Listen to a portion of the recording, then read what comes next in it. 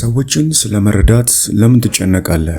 ለምንስ ሰዎች የሚያደርጉትን እንዴትና ለምን እንደሚያደርጉ ካልተማርኩ የሚል ችግር ውስጥ ትገባለህ።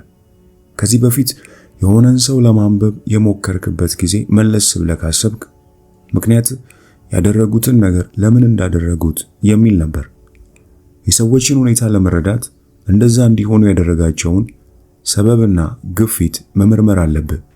ሁሉም ሰው አንተን ጨምሮ የሆነን ነገር የሚያደርግበት አንድ ወይም ሌላ ገፊ ምክንያት አለው። ሁል ጊዜ ያን ምክንያት ላታየው ወይም ላትረዳው ትችላለህ። የሆነን ነገር ላለማድረግ ወይም ለማድረግ ምንም አይነት ምክንያት የማይፈልግ እብድ ብቻ ነው። ስለዚህ የትኛውንም ባህሪ ለመያዝ ወይም ለመረዳትና በሆነ መልኩም ተጽዕኖ ለማድረግ ቆስቃሹ ምክንያት ምን እንደሆነ መረዳት አለብህ። ማለትም ሰውየው ምን እንደሚያነሳሳው ማወቅ አለብህ። ዛሬ ይህን መጽሐፍ የምናየው ከዚህና መሰል ሐሳቦች የተነሳ ነው። በዛሬው ከዚህ መጽሐፍ ሰዎችን ለማንበብና የሚያነሳሳቸውን ወይም የሚያነቃቃቸውን ምክንያት በማወቅ ውስጣዊ ልጅነታቸውን መረዳት፣ የፍላጎት ፒራሚዳቸውን ማወቅና የኢጎ መከላከያዎችን አልፈ ወደ ምትፈልገው የነሱ ማንነት የምትደርስባቸውን ሚስጥራዊ ድብቅና የቆዩ ዘዴዎችን ከዚህ መጽሐፍ እናያለን።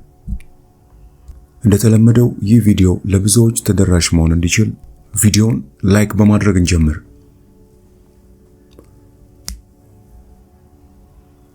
እዚህ ነጥብ ላይ አንድ ጥያቄ በመጀመር የመጀመሪያውን ሐሳብ ለማየት እንሞክር። ለምሳሌ ይህንን መጽሐፍ እያደመጥክ ያለው ለምንድን ነው? ወይም ለምን ዛሬ በጠዋት ተነሳ? ለምንስ ዛሬ ያለ ጥርጥር ያደረካቸውን ነገሮች 100% አደረካቸው? አወከውም አላወከውም የራስህ ምክንያት ነበረ። የሆነ ሰው እነዚያን መነቃቂያ ምልክቶች ቢያውቅ ደግሞ ስላንተ የተሻለ ግንዛቤ ይኖረዋል። በመጀመሪያ በምናየው በዚህ ምዕራፍ ውስጥ ሰዎች እንዲወዱ፣ እንዲጠሉ፣ እንዲደሰቱ፣ እንዲፈሩ፣ እንዲገደዱ፣ እንዲታመሙ፣ እንዲለምዱና የመሳሰሉትን እንዲያደርጉ የሚያነሳሷቸውን ነገሮች ሁሉ እንመለከታለን። አንድ ጊዜ ሰዎችን ምን እንደሚያነቃቃቸው ካወቅ ጸባያቸውን፣ የማንነታቸውን አንድ ተፈጥሯዊና ምክንያታዊ አካል አድርገህ ማየት ትጀምራለህ። ከድርጊታቸው በመነሳት ወደ መነቃቂያቸው ከዚያም ወደ እነሱና ወደ ማንነታቸው መምጣት ትችላለህ። ሰዎች በሚያስደንቅ ሁኔታ እርስ በርስ ተግባቢ በሆኑ ስነ ልቦናዊ፣ ማህበራዊ፣ ፋይናንሳዊ እንዲሁም ስነ ህይወታዊ ዝግመተ ለውጥ ነገሮች ይነቃቃሉ። ሰዎች ለምን ይጨነቃሉ? ስለ ፍላጎቶቻቸው፣ እሴቶቻቸው፣ ግባቸውና ፍርሃቶቻቸው መጠየቅ ከሞላ ጎደል ስለ መነቃቂያቸው ማወቅ ያስችላል። በዚህ አካሄድ አንድ ጊዜ ሰዎች ከየት እንደሚመጡ ካወቅ እነሱንና ዓላማቸውን መረዳት ትጀምራለህ። በዚህ ምዕራፍ ከሰዎች ባህሪያት ጀርባ ስላሉ መነቃቂያዎች ታጠናለህ ወይም እናጠናለን። የሰዎችን ባህሪያት የምትከተልባቸውንና በጥልቀት ለመረዳት የምትጠቀምባቸውን የመግለጫ ሞዴሎች ትገነዘባለህ። ከሁሉም በላይ ጥልቅና ድብቅ ከሆነው ደረጃ ትደርሳለህ። ተነሳሽነት እንደ ጥላ መግለጫ ነው። አንድ የተለመደ አባባል አለ። አንድ መላጣና ከልክ በላይ ወፍራም የሆነ ጎልማሳ ሰው የሆነች ቀይ የስፖርት መኪና እያስጮሁ ሲመጣ በመንገድ እየተጓዙ ያዩ ሰዎች ምኑን ለማካካስ እየሞከረ ይሆን ይላሉ። ይህ ደረቅ ቀልድ ነው፣ ነገር ግን ሰዎች ለራሳቸው በማይታያቸው ድብቅ ነገር ይነሳሳሉ የሚለውን የተለመደ መረዳት ይነግራል። ሳይኮሎጂስቱ የካርል ዩንግ የጥላ ንድፈ ሐሳብ ታውቀው ይሆናል። ቀለል ለማድረግ ጥላ ከሌሎች ሰዎች ብቻ ሳይሆን ከራስህም የምትደብቃቸውን፣ ያራቃቸውንና የጣልካቸውን ተፈጥሮዎችን ሁሉ ይይዛል። እነዚህም ትንሽነትህን፣ ፍርሃትህን፣ ቁጣህን፣ ከንቱነትህን ማለት ነው። ሐሳቡ ጥላህን ስትቀበል ጥልቅ የሆነ የሙሉነት ስሜት የሚሰማ ሲሆን እንደ ሙሉና ሐቀኛ ሰውም ትኖራለህ የሚል ነው። አየህ፣ ሳይኮሎጂው ዩንግ ዛሬ እጅግ ዝነኛ ስለሆኑት አዎንታዊና ራስን ማሻሻል ምናምን አይጨነቅም። እንደሱ አስተሳሰብ ስነ ልቦናዊ ጤንነትና ደህንነት የሚመጣው የማትፈልጋቸውን ክፍሎችን ከመካድና ከመግፋት ይልቅ ዕውቅና በመስጠትና በመቀበል ነው። የጥላ ስራ የሚባለው ማድረግ መሆኑ በጣም የሚደንቅ ነው። ይህ ማለት ያልተቀበልካቸውን ክፍሎችን ሆነ ብለህ ድጋሚ መቀበል ነው። ታዲያ ይህንን የጥላ ጽንሰ ሐሳብ ሰዎችን ለመረዳት ልትጠቀምበት የምትችለው እንዴት ነው? በመቀጠል ይህንን እናያለን። ይህ ጥላ ከንቁ ዕውቀታችን ሆነ ተብሎ የተገፋ ቢሆንም ሁልጊዜም ግን ይኖራል። እንዲያውም በባህሪዎቻችን፣ በሐሳቦቻችንና በስሜቶቻችን ወይም ደግሞ በሕልሞችና በማይጠበቁና ድንገተኛ በሆኑ ቅጽበቶች ላይም ራሱን ይበልጥ ስውር በሆነ መንገድ ይገልጥ ወይም ሊያሳይ ይችላል። ይህንን ውጫዊ ምልክት ሰዎች ላይ ካስተዋልክና ከተረዳ ስለ ማንነታቸው ጥልቅ እይታን ማግኘት ትችላለህ። የምትኖረው በመንታ ዓለም ውስጥ ነው። ጨለማ ያለው በብርሃን ምክንያት ነው። ከፍታን የምትረዳው ዝቅታ በመኖሩ ነው። እንዲሁ ብርታት እንዳለ ሁሉ ድክመትም አለ። በቀላሉ ይህንን መረዳት ሰዎችንም ለመረዳት ያግዛል። ሁሉም ሰው ተመጋጋቢ የሆኑ እርስ በርስ በሚገናኙና በሚደጋገፉ ኃይሎች ህብረት የተሰራ ነው። አንዱ ለሌላኛው ሚዛን ይሰጠዋል። በጠንካራ ቤተሰብ ውስጥ በትምህርቱ እንዲጎብዝ ተገፍቶ ያደገን ሰው አስብ። ወጥቶ ማምሸት፣ መጠጣትና ከጓደኞቹ ጋር ማደር የማይችል ሙሉ ቀን ማጥናት ብቻ ያለበት አስተዳደግ ውስጥ ያለፈን ሰው አስብ። እንደዚህ አይነት ሰዎችን አይተ ማንነታቸው እንዴት ሚዛን አልባ አንድ ጽንፍ ብቻ የያዘ እንደሆነ ታውቃለህ። ንቁ አእምሯቸው ትኩረቱ አንድ የህይወታቸው ክፍል ላይ ብቻ ነው። ነፃ የመሆን የማመጽና ትንሽ የማበድ ፍላጎታቸው ምን ይሆን? የት ሄደ? ልጅነታቸውን በትክክል በዚህ መንገድ ያሳለፉ ሰዎችን ታውቃለህ። የብዙዎች ታሪክ የሚቀጥልበት መንገድም ተመሳሳይ ነው። የጉልምስና መጀመሪያው ላይ ለረጅም ጊዜ ታፍነው የቆየ ነፃነታቸውና አመፀኝነታቸው ፍለጋ ያለፈውን ሁሉ ለማኳካስ በሚመስል ሁኔታ ሁሉን ትተው እብደት ውስጥ ይገባሉ። ይህንን ሐሳብ ታዲያ የጥላን ጽንሰ ሐሳብ መርህ በመጠቀም መረዳት ትችላለህ። ፍጹም የሚባል ባህሪና ምግባር ያላቸው ተማሪዎች ብናውቅ፣ ጥላቸው ግን ለራሳቸው ለሌሎች ወይም ለአካባቢያቸው ተቀባይነት የሌለውን ነገርን ይዟል። ኳስን ውሃ ውስጥ ለማስመጥ ጉልበት እንደሚፈልገው ሁሉ ይህንን ጥላ ደብቆ ማቆየትም ከባድ ነው። ለኛ ከማይታወቅ ጥላ ጋር መኖር ስነ ልቦናዊ ምቾት ማጣት ያስከትላል። አእምሮ፣ አካልና መንፈስ ሙሉነትን ይፈልጋል። ታዲያ እዚህ ሙሉነት ላይ የሚደርሰው የተዳፈነውን ነገር ወደ ንቃት በማምጣት ከሆነ ያንን አድርግ። የሳይኮሎጂስቱ የዩንግ የጥላ ጽንሰ ሐሳብ በመጠቀም ሰዎችን ለመረዳት የሚቻልበት ጥቂት ቁልፍ ግንዛቤዎችን ማግኘት ትችላለህ። በመጀመሪያ ሰዎች አሁን የሆኑት ለምንድን ነው የሚል ጥልቅ መረዳት ማዳበር ትችላለህ። ይህ ደግሞ ወደ ርህራሄ ስሜት ይወስዳል። ትምህርት ቤት ውስጥ ሁሉንም የሚተነኩሰው ልጅ ይህንን የሚያደርገው የበታችነቱን ድክመቱንና ፍርሃቱን ለመደበቅ እንደሆነ ስታውቅ ጸባዩን ልትረዳው ትሞክራለህ። በላይ ከሚታየው ግልብ ደረጃ ተሻግረ ልታየው የቻልከው ፊት ለፊት ከሚያሳየው የተጠና ማንነት ጋር ብቻ ሳይሆን ሙሉ ማንነቱ ጋር ስለተገናኘ ነው።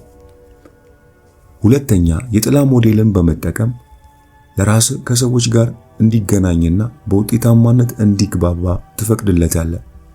ምንም እንኳን እያንዳንዳችን የተከፋፈለ ፍጥረታት ብንሆንም ስሜታዊነት ያለው ሙሉነትና ትክክለኛነትም አለን።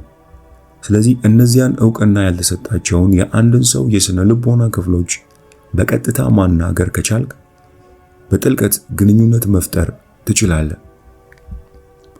እዚህ ነጥብ ላይ አንድ ምሳሌ ለመመልከት እንሞክር። ለምሳሌ እብሪተኛና ራስ ወዳድ ሰዎች ራሳቸውን በመጥላት የተሞላ ጥላ ሊኖራቸው ይችላል። በዚያ ጥላ ውስጥም የነሱ አካል መሆኑን እንኳን እስኪክዱ ድረስ ስለራሳቸው ዕውቅና ሊሰጡት የማይችሉት ነገር ሁሉ አለ። ለራስ ወዳድ ሰዎች የተለመደውና ቀላሉ ምላሽ ራስ ላይ መሳቅና የሌላውን ታላቅነት መቃወም ነው። ነገር ግን ይህ በመጀመሪያ መከፋፈሉን የፈጠረውን የኀፍረት ስሜት ያጠናክራል እንጂ ሌላ የሚፈይደው ነገር የለም። የአንድን ሰው ታላቅነት እንደ መከላከያ ማየት ከቻልክ የራስህን ግንኙነት በዛ መሰረት ማስተካከል ትችላለህ። እርግጥ ነው አንተ ማድረግ እንደሚገባ ስላሰብክ ብቻ አንድ ሰው የራሱን ጥላ የተወሰኑ ክፍሎች ዕውቅና እንዲሰጥ ልታደርገው አትችልም። ይህ መሆኑ ግን በእርግጠኝነት ወደፊት እሱን እንዴት መያዝ እንደምትችል ሊረዳ ይችላል። ይህንን ጽንሰ ሐሳብ ተጠቅሞ ሰዎችን ለመረዳት የመጨረሻው መንገድ ጥላው በውጪው ዓለም ላይ እንዴት እንደሚታይ ማየት ነው። ጥላው በሚያሰቃዩና ምቾት በማይሰጡ ስሜቶች የተሞላ ሲሆን ከዚህ ህመምና ምቾት ማጣት እፎይታ ማግኘት የሚችለው ስሜቶቹን ችላ በማለት ወይም በመካድ ነው። ስሜቶቹ ሙሉ በሙሉ የሌላ ሰው ናቸው ከማለት በላይ እነሱን ለመካድ ምን የተሻለ ነገር አለ? ጥላን ማንጸባረቅ ማለት አንድ ሰው ሳያውቅ የራሱን ጥላ ባህሪያት ለሌላ ሰው ሲሰጥ ማለት ነው። ለምሳሌ በእውቀት የበታችነት ስሜት የሚሰማው ሰው ራሱን ሁሉንም ሰውና ሁሉንም ነገር ደደብ ብሎ ሊጠራ ወይም የሌሎችን ጥረት በትዕቢት ሊነቅፍ ይችላል።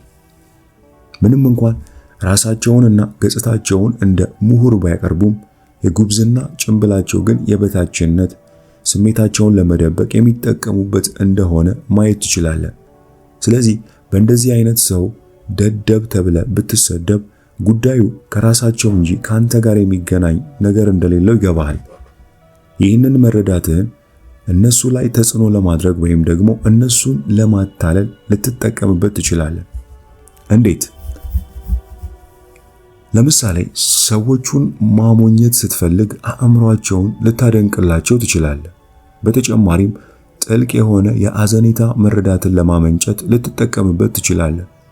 ይህም አለማወቅ ምንም የሚያሳፍር ነገር እንዳልሆነና አዋቂ ሆኑም አልሆኑ እንደምትወዳቸው ልትረዳቸው ትችላለህ። ይሄ ጥላን ለመቀበል ይጠቅማል። የተዳፈነ ነገር እንደ አሳፋሪ ወይም ምቾት እንደሚነሳ ነገር መታሰቡ ከቀረ ከዚህ በኋላ እሱን መግፋቱና ማራቁም አስፈላጊ ይሆናል። እስኪሰጥም የምትጫነው ኳስ ለቀ በእርጋታ ውሃው ላይ እንዲሳፈፍ እንደ መፍቀድ ማለት ነው።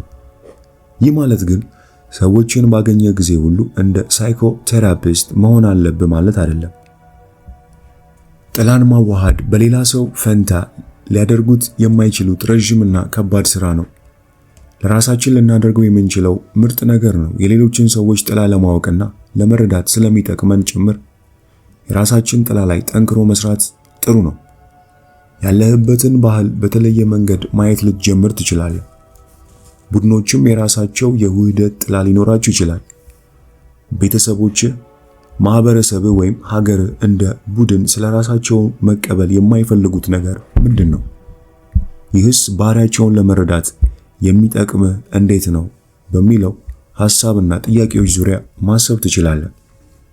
በዩንግ መንፈስ ጥላን በተመለከተ እጅግ ጠቃሚውና ሊያናድ የሚችለው አመለካከት ጥላህን መቀበልና መውደድ የሚለው ነው።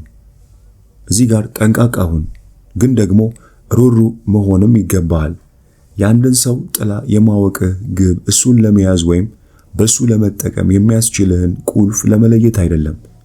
ከዚያ ይልቅ በተከፋፈለ፣ በተለያየ፣ በተሰበረና ባልነቃ ዓለም ውስጥ ሙሉነትን ለማየት ነው።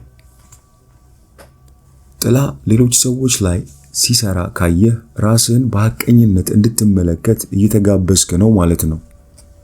የአንድን ሰው ኀፍረት፣ ፍርሃት፣ ጥርጣሬና ቁጣ መቀበልና መረዳት ከቻልክ ለራስህም ተመሳሳዩን ማድረግ ትችላለህ። የሰውን ተፈጥሮ ለማወቅ የሚተጋ ብቁ ተማሪ ብቻ ሳይሆን ስስና የስሜት ብልህነት ያለው ጓደኛ፣ አጋርና ወላጅም ትሆናለህ። በእርግጥ ሁሉም ሰው ወደ ጥላዎቹ የሚገፋባቸው ወይም የሚሄድባቸው ብዙ የተለያዩ ምክንያቶች አንድ ናቸው።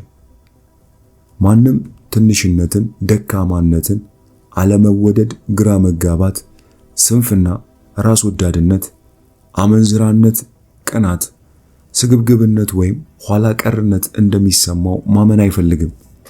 የሌሎችንና ያንተን ጥላ ለመረዳት የሚጠቅም ትልቁ መንገድ ባህሪያቸው ምን አይነት ስሜት እንዲሰማ እንደሚያደርግ መመልከት ነው። ይህንንም በምሳሌ ላሳየ። ለምሳሌ ቀደም ብለን የጠቀስነው አይነት አካባጅ ምሁር ጋር እየተነጋገርክ ነው እንበል። ሐሳብ አጋራኸውና ወዲያውኑ ስቆ የማይረባ ነው አለ። ምላሽ ምን ይሆናል? እንደ ብዙ ሰዎች ከሆንክ በቁጣና ሀፍረት ተሞልተ ራስህን ልትከላከል ትሞክራለህ። ምናልባት ስህተት የሚያደርገውን ተጨማሪ ብልህ ሐሳብ ታቀርብለታለህ። አሊያም አንተም መልሰህ እየሳቅ በቀጥታ ትሰድበዋለህ። ምክንያቱም የሱ ጥላ ያንተን ቀስቅሶታል። ይህ ምላሽ የነካብህ በአንተ ውስጥ የማይፈለግ የሞኝነትና የበታችነት ስሜት ስለነበረ ነው ማለት ነው። በእንዲህ አይነት ግንኙነት ጊዜ የአእምሮ ንቃት ካለ ቆም ብለህ የራስህን ምላሽ ማስተዋል ስለሱ ምላሽ ለማወቅ እንድትጓጓ ሊያደርግ ይችላል። ይህ ሰው አንተን በዚያ መንገድ ደደብ ብሎ ወይም የማይረባ ሐሳብ ነው ብሎ ሲሰድብህ እንዴት ማዳመጥ እንዳለብህ ካወቅ ስለራሱ በጣም ጠቃሚ ነገር ነግሮሃል ማለት ነው። ብልህና አስተዋይ ሰዎች ሌሎች ሰዎች የሚሰድቧቸውን ስድብ ተሳዳቢዎቹ ለራሳቸው ለመስጠት የፈሩትን መለያ ኮድ ከዛ ያለፈ የዘለለ እንዳልሆነ ያውቃሉ። አንተም ይህን ካወቅ በእንደዚህ አይነት ንግግሮች አትረበሽም። ካልሆነ ግን የጥላ ጨዋታ ግብዣቸውን ተቀብለ ከነርሱ ጋር ራስህን የመከላከል ንትርክ ውስጥ ትገባለህ። ጥላ ራሱን የሚገልጸው በሰዎች ተነሳሽነት ነው። በሚቀጥለው ጊዜ ሰው ስታገኝ ቶሎ ብለህ የሚቀጥለውን ጥያቄ በጥልቀት ጠይቅ። ይህ ሰው በትጋት ሊያየኝ እየፈለገ ያለው ለምንድን ነው? ይህ ሰው ስለ ራሱ ባህሪ ዕውቅና ሊሰጠው ያልፈለገው ለምንድን ነው? ይህ ዕውቅና መስጠት ያልፈለገው ነገርስ ከላይ የማየውን ባህሪ እንዴት እየመራ ነው? ይህ ሰው የሆነ ነገር እንዲሰማኝ እያደረገ ነው? እኔ ላይ ያንጸባረቀው ነው ወይስ የራሴን ጥላ እየነካብኝ ነው? ጥላ ውስጥ ያለውን ነገር በሐዘኔታና በመረዳት የምግባባውስ እንዴት ነው? ይህ የጥላ ሞዴል ከሰዎች ጋር ስትግባባ ከማያሳዩ ክፍል ጋር ሳይቀር እንድትነጋገር ያግዛል።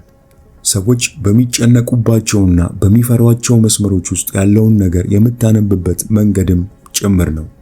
በመቀጠል የምናየው ሁለተኛውን ነጥብ ማለትም ውስጣዊ ልጅነትህ አሁንም ሕያው ነው የሚለውን ድብቅ ሚስጥራዊ ቁልፍ ነጥብ ይሆናል።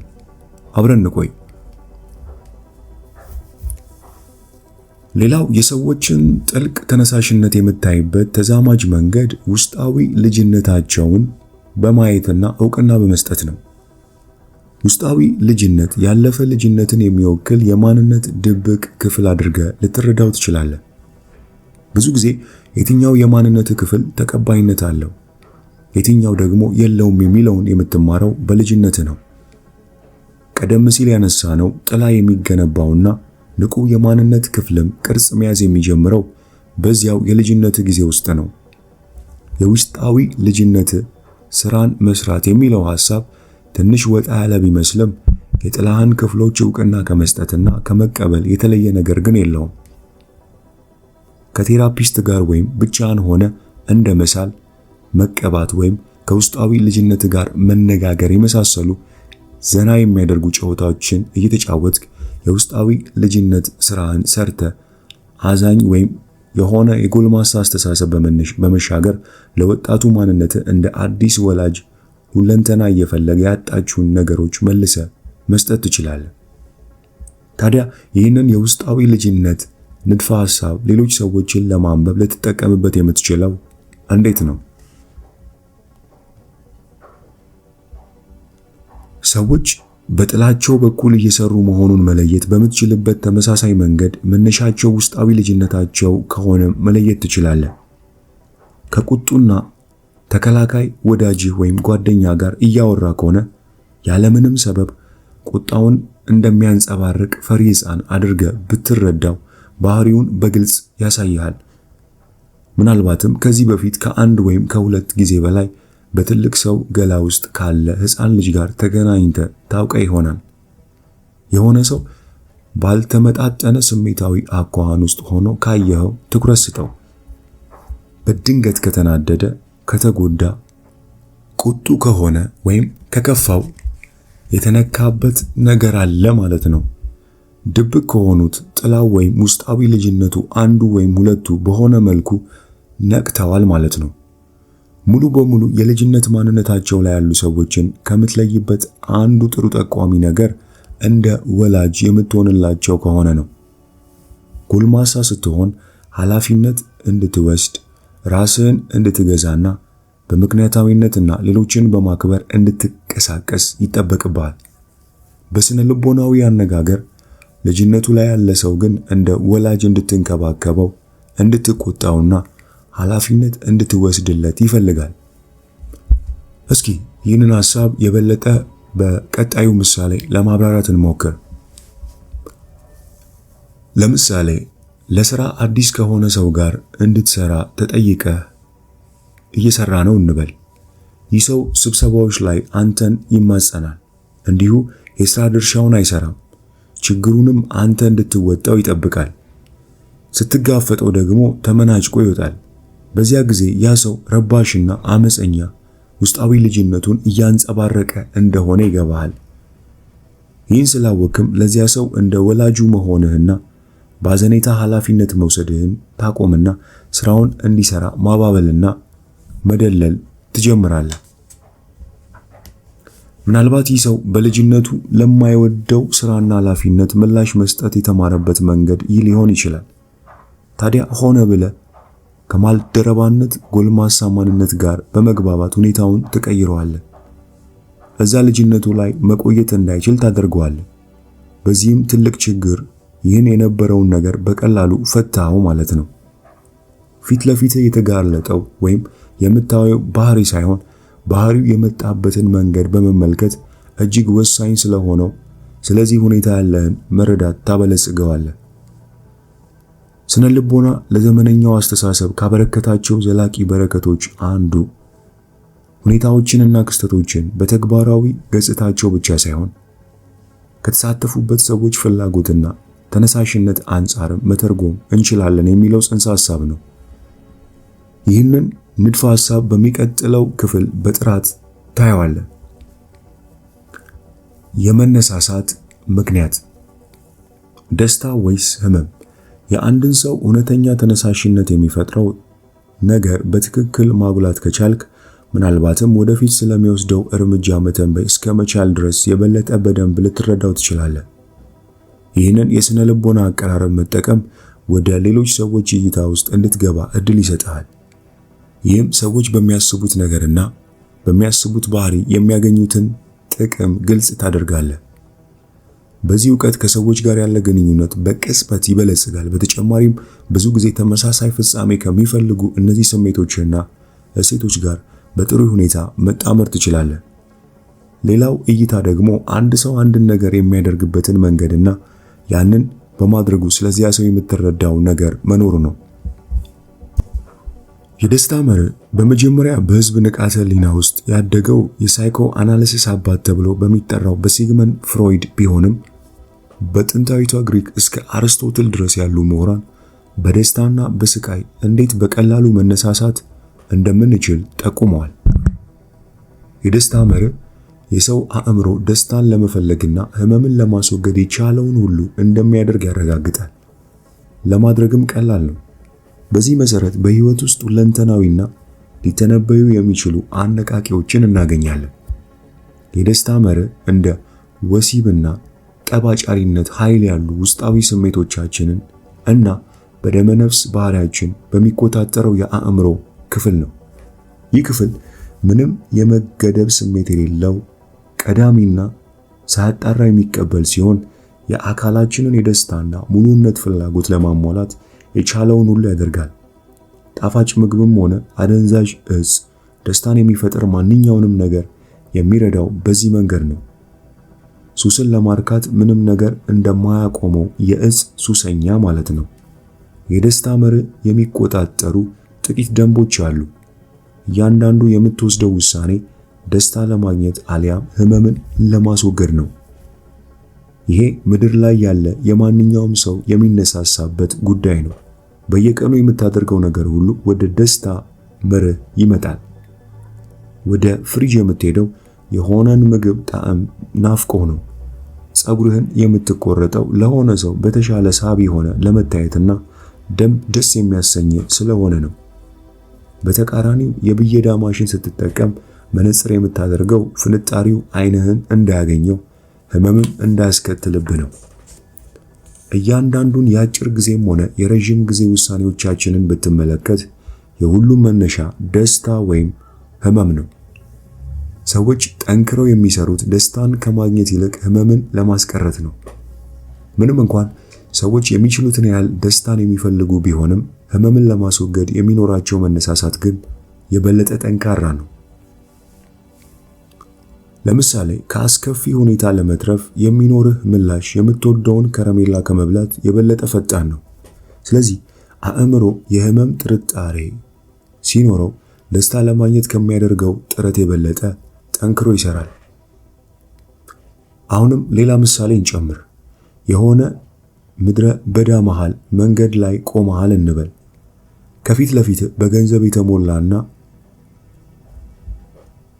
ቢሸጥ ቀሪ ህይወትህን ዘና ብለህ እንድትኖር የሚያደርግህን ገንዘብ የምታገኝበት ሀብት የያዘ ሳጥን አለ።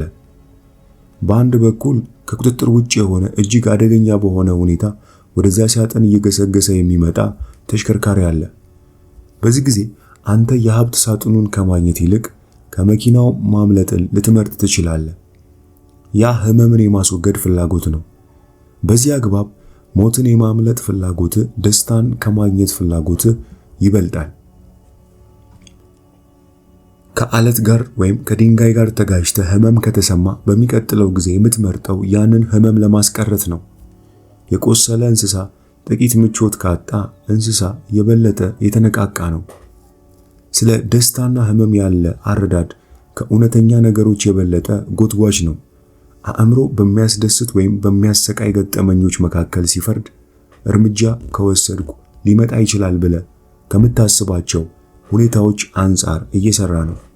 በሌላ አነጋገር ጋሪውን የሚነዳው ለህመምና ለደስታ ያለህ አመለካከት ነው። አንዳንድ ጊዜ እነዚህ አመለካከቶች የተሳሳቱ ሊሆኑ ይችላሉ። በእርግጥ በአብዛኛው የተሳሳቱ ናቸው። ይህም ከራስ ጥቅም በተቃራኒ የመስራት ዝንባሌህን የሚገልጽ ነው። በቀጣይ ጊዜ የሆነ ሰው ስታገኝ ወይም ለማንበብ ስትሞክር ድርጊታቸውን ከደስታና ህመም አንጻር ለማየት ሞክር።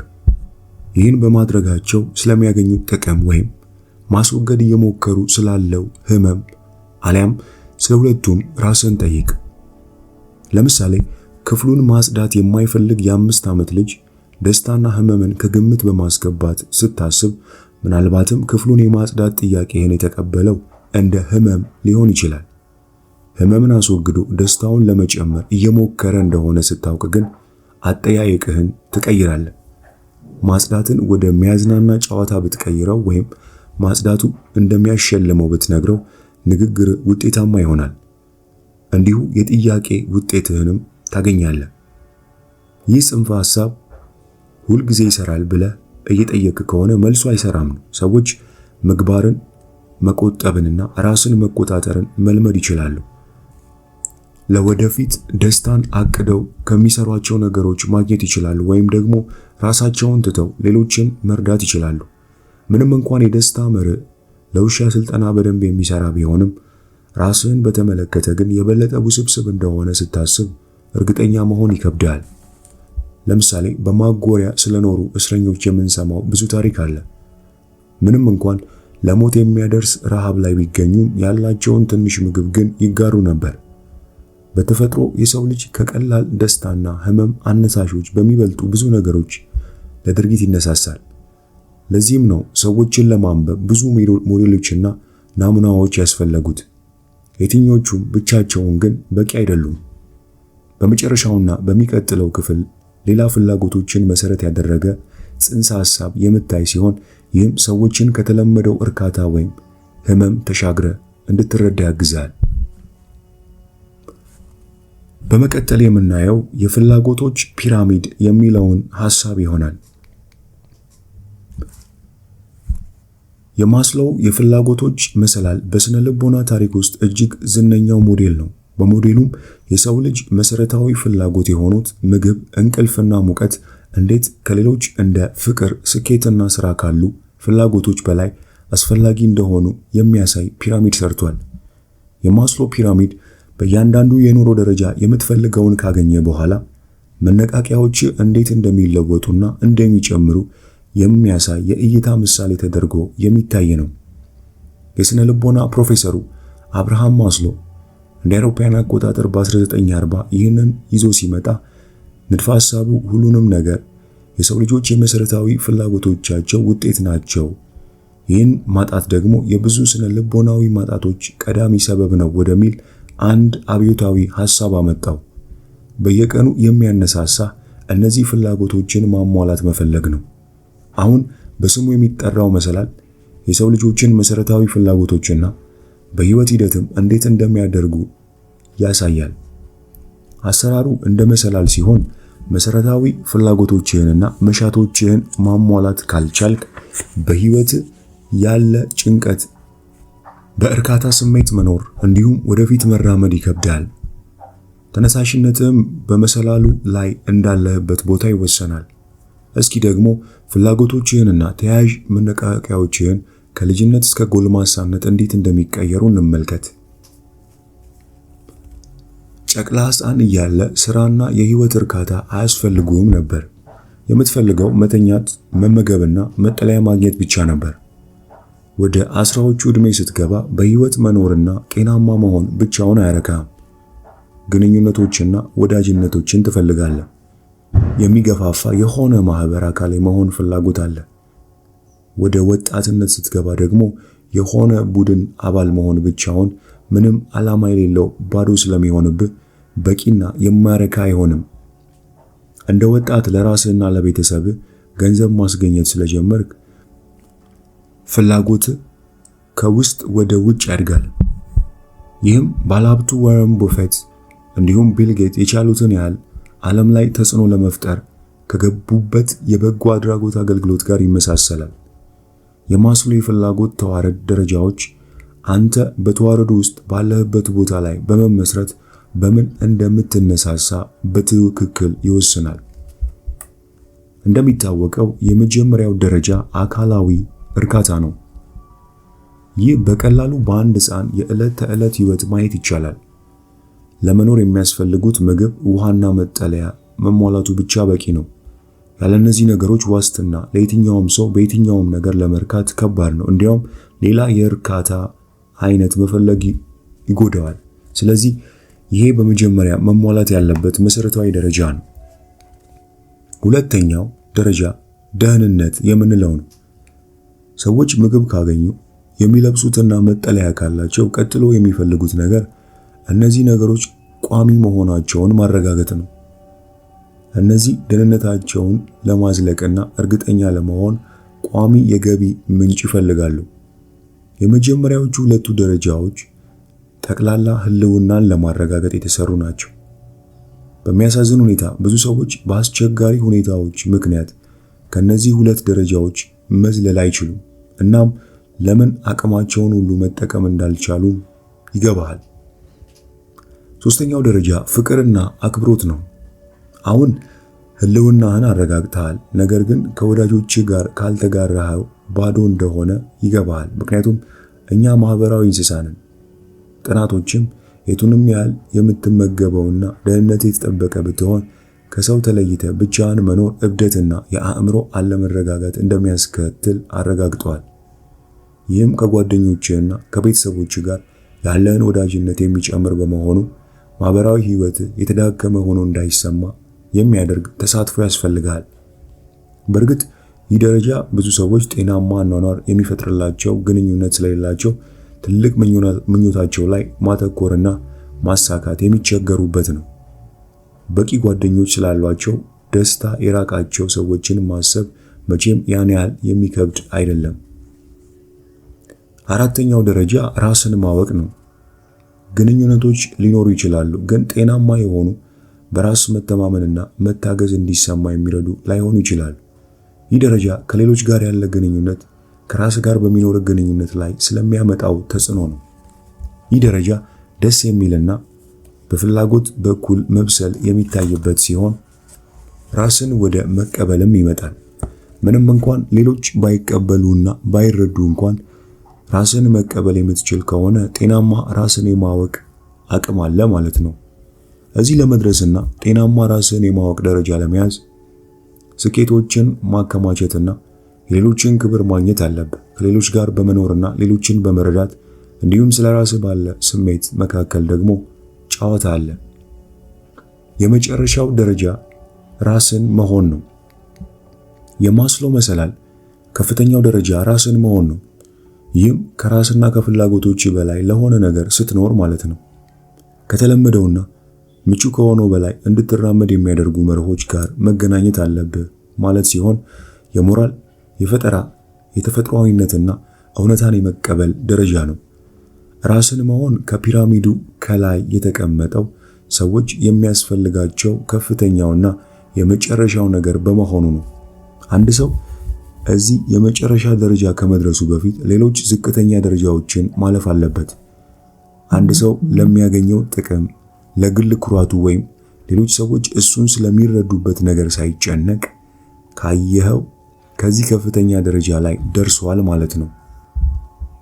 ይህ ሰዎች የግል ጥሪያቸውንና ዓላማቸውን ማግኘት የሚፈልጉበት ደረጃ ነው። የማስሎ ንድፈ ሐሳብን የየቀን ምኞቶችን ሁሉ በትክክል አይገልጽ ይሆናል፣ ነገር ግን በህይወት የምትፈልጋቸውን የምታውቅበትን ፈጠራ ሰጥቷል። ሰዎች በየትኛው ደረጃ ላይ እንደሚገኙ፣ አሁን ምን እንደሚጠቅማቸውና ወደ ቀጣዩ ደረጃ ለመሸጋገር ምን እንደሚያስፈልጋቸው ለመረዳት ሲጥሩም ትመለከታለህ። አንድ በሴቶች መጠለያ ውስጥ የምትሰራን አማካሪ ውሰድ። ወደዚያ የሚመጡ እገዛ ፈላጊ ሴቶች እንዴት መቅረብ እንዳለባት ለመወሰንና ለመግባባት የማስሎውን የፍላጎት ፒራሚድ መጠቀም ትችላለች። አንዲት ሴት ለመጀመሪያ ጊዜ ስትመጣ የምታስቀድመው ደህንነቷን እንደሆነ ታውቃለች። እዚያ ቦታ የመጣችው ከጥቃት ለማምለጥ፣ ተቆራጭ ለማስወሰን ወይም ለልጆቿ ደህንነት ተጨንቃ ከሆነ ከአማካሪዋ ጋር ተቀምጣ ራሷን ስለመውደድ የሚያግዛትን መመሪያ ለመሙላት ዝግጁ አትሆንም። በተመሳሳይ በመጠለያ ለወራት የቆየች ሴት አካላዊ ፍላጎቷ በሚገባ ስለተሟላላት ምናልባት የምትፈልገው ወዳጅነትና አብሮነትን ይሆናል። አማካሪዋም ከእንዲህ አይነቷ ሴት ጋር እንዴት መወዳጀትና ማገዝ እንዳለባት ታውቃለች። እነዚህ ሴቶች የበደሏቸውን ይቅር እንዲሉ ወይም ታሪካቸው ላይ ትርጉም እንዲፈልጉ መሞከር የሚሉ የከፍተኛ ደረጃ ሐሳቦች ግን ጥቅም አልባ ናቸው። በሌላ በኩል ከጥቃት የተረፈችና እያገገመች ያለች ሴት ደግሞ ምናልባት ለተዋረዱ ከፍተኛ ደረጃዎች ፍላጎት ሊኖራትና ለራሷም የተሻለውን ልትፈልግ ትችላለች። ጥሩ አማካሪ ይህ ዕውቀት ስለሚኖራት ሁሉንም የምታናግረውና የምትመክረው ከጥልቅ መነሻዎቻቸው ጋር አስማምታ ነው። እንዲህ አይነት አማካሪ በእርግጥ ሌሎችን መረዳት የምትችል መሆኗ አያጠራጥርም። ይቺ አማካሪ አንድ ቀን በአጓሯ የተደበደበች ግን መበደሏን የምትክድና ጉዳዩ በተነሳባት ቁጥር ርዕሱን የምትቀይር ሴት ገጠመቻት ብላ አስብ። የሚቀጥለው ክፍል ሰዎች ደስታን ፍለጋ ህመምን ለማስቀረትና ፍላጎቶቻቸውን ለማሳካት የሚጠቀሙበትን አንድ ቁልፍ መንገድ እናያለን። ይህም የመከላከያ ዘዴ ይባላል። ከዚህ መጽሐፍ የምናየው የመጨረሻው ሐሳብ የኢጎ መከላከያ ወይም እሱን አልፈን ሰዎችን እንዴት ማንበብ እንደምንችል የሚያሳየንን ምስጢራዊና አስደናቂ ነጥብ ይሆናል። አብረን እንቆይ። ለምናሳያቸው ባህሪያት ተደጋጋሚ የሆነው ምክንያት ራስን ከሌሎች መጠበቅ ነው። በብዙ ምክንያቶችም ኢጎን የመጠበቅ ከፍተኛ ፍላጎት አለን። የኢጎ ራሱን መከላከል በደመ ነፍስ እውነታውን የሚያጣጥም የጅምላ ምሁራዊ ታማኝነትን የሚያሳጣና ራስን ማታለልን የሚያስከስት ሊሆን ይችላል። ይህም የሰዎችን ባህሪ ለመተንተን ልንጠቀምበት የምንችለው ሌላኛው በከፍተኛ ሁኔታ ሊተነበይ የሚችል አመላካች ነው።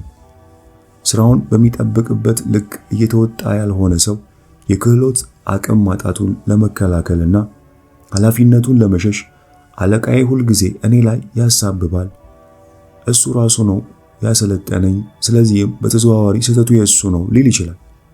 በጉዞ ላይ ያለ የወደቀ ሰውም ከ6 ቀን በፊት ዝናብ ሰንቦ ስለነበር ነው፣ ጫማዬ መቆንጠጫ የለውም ወይም ያንሸራትታል፣ መንገዴ ላይ ድንጋይ አስቀምጠውብኝ ነበር በማለት እያሳበበ ራሱን ሊያሞኝ ይችላል። የትምህርት ቤቱ የቅርጫት ኳስ ቡድን አባል መሆን ያልቻለ ሰው አሰልጣኙ አይወደኝም፣ የኔ አይነት አጫዋች ወይም ተጫዋች ከዚህ በፊት አይተው ስለማያውቁ ነው፣ እንዲሁም ቡድኑን በስርዓት መገንባት አይፈልጉም እያለ ሰበብ ሊደረድር ይችላል። ኢጎ ወይም ወስዋሹ አእምሮ ራሱን የሚከላከልበት በዚህ መንገድ ነው። ብዙ ማረጋገጫና ሽሽት ስላለ የትኛው እውነት የትኛው ደግሞ ሐሰት መሆኑን ማወቅ ይከብዳል። ይህ ደግሞ የትኛውም ሰው መሳሳት ወይም መውደቅ አይፈልግም ከሚለው ዓለም አቀፋዊ እውነታ ይመነጫል። ስለ ራሳችን የሚያሳፍረንንና ያሉብንን ጭንቀቶች ሁሉ የሚያሳይ ነው። ተፈጥሯችን የሚፈልገው ስህተትን እንደ መማሪያ ከመቀበል ይልቅ እንደ አሳፋሪ ነገር ቆጥሮ ማምለጥና መደበቅ ነው። 100% እንደ ሳሳትክ ባወክበት ነገር እንኳን እስከ ሞት በሚመስል አኳኋን የምትከራከረውም ለዚያ ነው። ኢጎ አካል ቢኖረው መጠነ ሰፊ ስስና ማጥቃት ላይ በሚያደርስ መልኩ በደንብ የታጠቀ ግዙፍ ጃርት ይመስል ነበር። ኢጎ አደጋ የመጣበት ሲመስለው እውነታዎችን የሚያይና የሚያረጋግጥበት ጊዜ የለውም። ከዚያ ይልቅ ቶሎ ብሎ ከዚያ ምቾት ማጣት የሚወጣበት ነው የሚፈልገው። ያ ማለት ኢጎህን ሰላም ለማድረግ ራስህን ተዋሸዋለህ ማለት ነው። እውነታውን ታለባብሳለህ፣ ትኩረትህን ታሽሻለህ፣ ወይም እውነታው ያን ያህል የማይጎዳ ለማስመሰል ሌላ እሱን የሚመስል ትርጉም ትሰራለህ። አእምሮአዊ ሐቀኛ አለመሆን የሚወለደውም በዚህ ጊዜ ነው። እነዚያ ውስብስብ ንድፈ ሐሳቦች ሁሉንም ምርመራ መቋቋም አይችሉም። ኢጎ ደግሞ ለተፈጠረው ነገር ዕውቅና መስጠትና ማጥናት አይፈልግም፣ እውር ያደርግሃል። እዚህ ላይ ግልጽ ለማድረግ ይህንን ስታደርግ ሁሉም ቀድመ ያለምካቸው ወይም ያዘጋጃቸው ውሸቶች አይደሉም።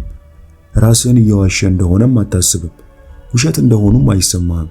እንዲያውም አንዳንድ ጊዜ መከላከያዎቹ ድብቅ ከመሆናቸው የተነሳ እየተከላከልክ እንደሆነ ሁሉ አይሰማህም። ግልጽ አእምሮአዊ ማታለሎች ያልሆኑበት ምክንያት ደግሞ ራስን መሸወድ መፈለግ ነው።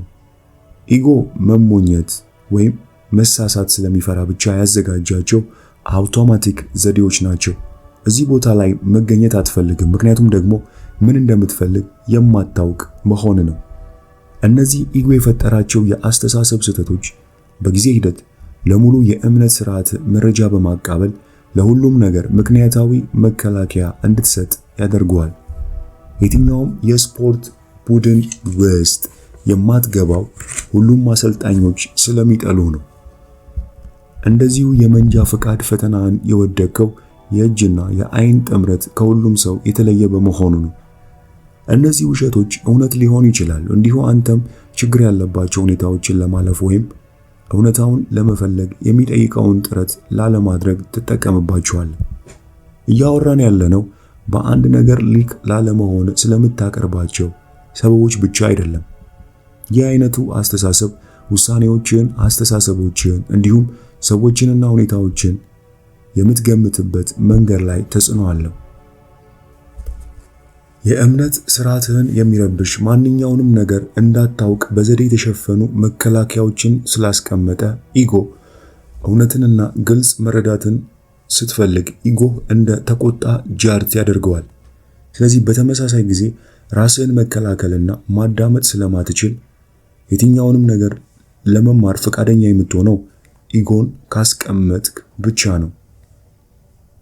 ሲግመንድ ፍሮይድ እንደሚለው የመከላከያ ዘዴዎች ኢጎህን፣ ክብርህንና የራስ ምስልህን የምትጠቀምባቸው ብቸኛ መንገዶች ናቸው።